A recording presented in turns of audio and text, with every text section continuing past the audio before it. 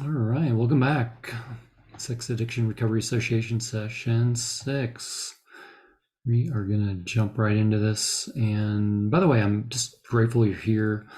A lot of gratitude that you're investing in yourself, in future clients, people you know, and people you may not have even met yet. I always tell people you have a divine appointment with people 5, 10, 20 years from now, people that may not even have been born yet. And the work you're doing here is going to bless you, bless them. So I'm just tremendously grateful. All right, so we are getting into, in this session, what is this anorexia stuff? Sexual intimacy, anorexia, aversion, different names for it. But generally, the same.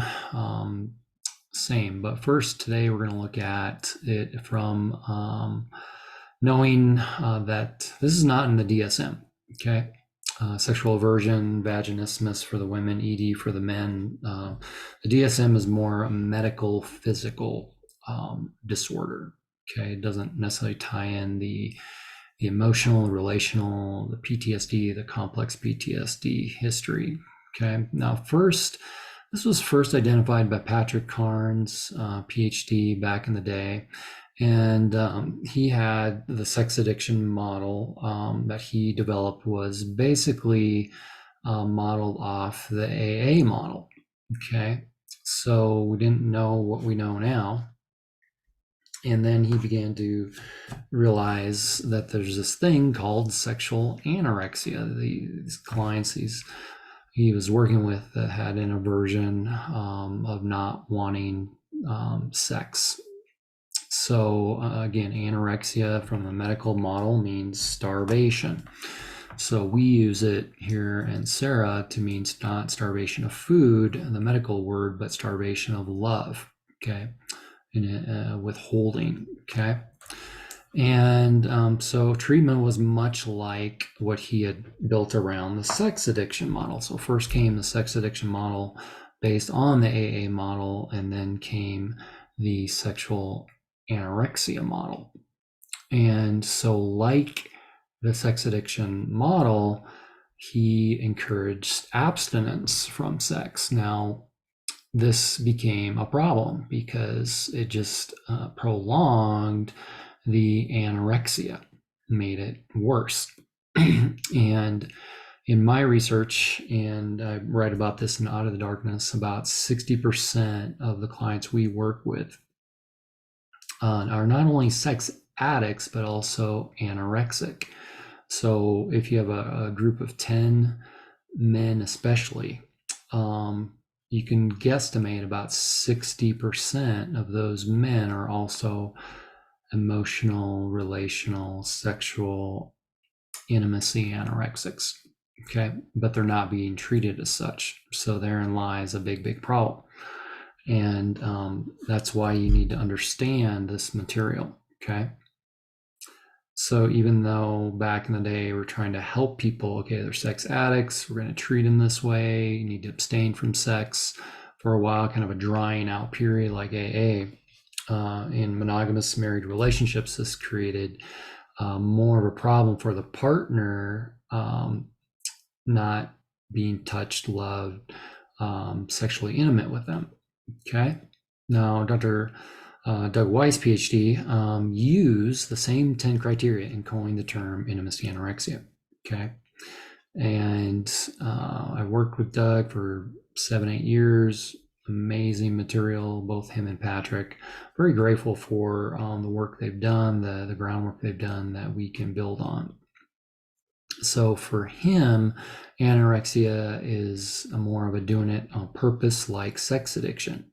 It's plotted, planned, schemed, very much a betrayal model. A partner is recognized being betrayed, and the CPTSD trauma of anorexia is unrecognized or treated. Okay, and that's why we're here to always build on what's been built before us. And again, not right or wrong, just how do we do it better? How do we do it better? So that's just a little bit of background history, how we got where we are with sex addiction treatment intimacy, sexual anorexia treatment.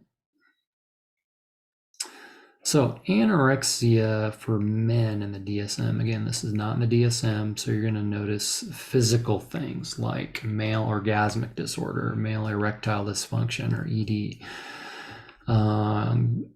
dyspepsia, okay, the genital pain of while intercourse, and that can be for men and women. Sexual dysfunction due to general medical conditions, and then male hypoactive sexual disorder. Okay, you can do your own research, read up about them. They have similarities to anorexia, sexual intimacy, anorexia aversion, but not quite. Okay, it's more focused on the physical stuff, the mechanics of the body not working correctly. For the female anorexia side and the DSM, again, you see more of the physical, the female orgasmic disorder, vaginismus. So this is involuntary contractions during penetration, very painful. Sexual dysfunction due to general medical condition in female hypoactive sexual desire, meaning not interested. So like last session, we talked about sex addiction on a continuum. This I put on a continuum as far as the anorexia. So on the left, I just have a shy person, okay? Then we have someone struggles with anxiety, depression, just general mood disorder. Then we have complex PTSD, neglect, and trauma can be neglect or abuse, direct trauma. So overt or covert. Next I put in here conduct disorder, okay? And see a lot, conduct disorders generally diagnosed prior to the age of 18, I believe, if that's still accurate. And then reactive attachment disorder, okay? I'll get into more of these. I've blogged on this. The idea of what if intimacy anorexia as an adult is undiagnosed reactive attachment disorder as a child, okay? Narcissism, and next in borderline or personality disorders, okay? Mood disorders generally treated with medication. Personality disorders, not so much, okay? Could be, but it's more work that has to be done with the personality, healing, trauma, neglects. And then finally, schizoid, not schizoid, schizophrenia, but schizoid, as in asocial, not antisocial, but asocial, okay? Asocial behavior. And we'll get into the assessment here. And generally, the higher a person scores on the anorexia assessment, the more likely you're going to move from left to right on this, okay? And if you're getting like 10 out of 10 or 20 out of 20, depending on what assessment you're using of ours, you're going to have more of the schizoid type, okay? Narcissism type. All right. So when doing the assessment, and again, this is one of the 9 on the website, transformedhearts.com, is when I'm sitting there with them face to face in my office or Zoom or phone, we do all of it. I ask and start with since married, or more often than not, just like all the other assessments. So meaning more than 50% of the time, more than half of the marriage. Again, people are coming to you in pain. They're thinking right in the last 30, 60, 90 days. You want them to think outside of that, okay? Okay, so if you've been married 10 years, of the half of those years, would you say more often than not? So does your partner blank? Meaning, does your partner fill in the blank? So when I'm working with them face to face, I start with the person I think is the stronger anorexic. Okay, so they don't respond hearing their partner's questions, getting offended and saying, well, yeah, my partner does that too. Okay, so I have the anorexic go first that I think is the stronger anorexic, the Karen, and then ask the partner that's less offended, resentful, anorexic second. Okay, they're less likely to get caught up in that egoic game. Next is the non-anorexic, again, is less likely to give retaliation answers. And then finally, would your partner say about you if you're only doing that with one person? So I'll explain more of that later. All right, so let's say they're both in the room with you. So more often than not, I'm going to start with the stronger anorexic. Generally, it's the guy. Does your partner have a close relationship with his or her mother or father? And do you occasionally feel like the third wheel when you're around them? And you might answer yes or no.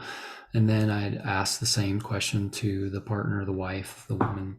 Does your partner's parents have a close relationship with his or her mother? Okay. Now, generally, if they're doing the assessment online, they're also answering this. They can answer it for their partner. Okay. And if they're in their office there by yourself, you would say, well, would your partner say she or he feels like the third wheel around your parents? Oh, yeah, they actually said that. Okay. Because you want them to get out of their perspective. That's really important.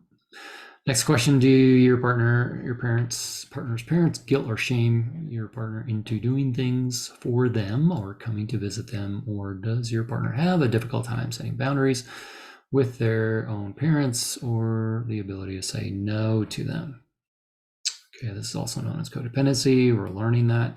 Number 3, do you, the one or both of your partner's parents have a history of addiction or addictive behaviors, or were your partner's physical, emotional, and relational needs neglected? Number 4, does most anyone like your partner, or do they appear to have no enemies, or do they have many acquaintances but few, if any, close friends? Number 5, does your parents really like your partner and are unable to find anything wrong with them, or do they wish even you were as pleasant and as charming as they are? Number 6, did your partner experience any physical or sexual abuse or trauma as a child? Number 7, has your partner ever shown signs of sexual addiction, such as porn use or masturbation? Has your partner never expressed feelings or anger around you, or allowed you to see them anger, or see them angry? Number 9, if you have seen them angry, do they withdraw and shut down in silence? Number 10, does your partner appear cool, calm, and in control of their emotions, or are they never too happy or too sad? Do they appear emotionally cold and detached? And that's that facial affect stuff, very flat. That's one of the schizoid criteria. Okay, very asocial. Number 11, does your partner appear to have it all together, have life figured out, or is your partner's image important to them, the way they look and how they dress, and what others think about them? They are not involved in drugs or alcohol, and they do not like losing control. 12, is your partner very active in their faith practice, or do they over spiritualize things? God this, God that, God told me. That's another assessment that we call a spiritual addiction.